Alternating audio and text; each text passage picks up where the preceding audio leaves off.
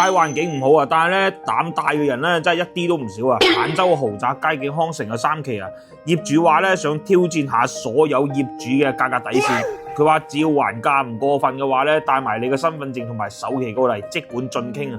啱俾咗鎖匙，我話跟住鏡頭一齊上現場睇睇。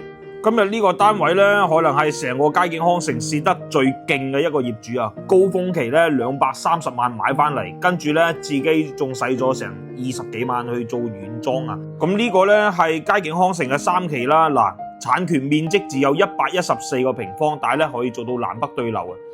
隔離咧呢個紅綠燈過去咧就係山姆會員店個方向啦，同埋珠海市區啊！所以咧住喺佳景康城啦，同埋住喺珠海咧真係冇乜太大嘅分別。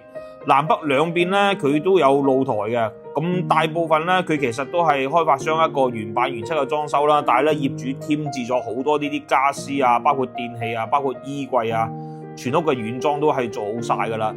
咁要求唔高嘅話咧，直接係可以拎包入住嘅。咁呢個單位咧，其實業主咧喺2022年嘅年底先收樓啊，咁即係3年嘅時間啦。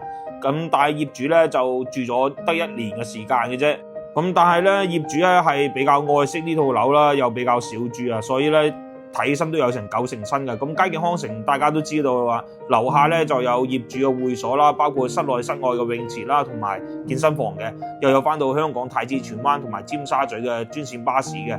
咁呢個單位咧依家首期咧圍到30零個咧就可以攞低噶啦，隨時可以方便睇樓嘅，有興趣嘅朋友歡迎評論區留言啦 ，thank you。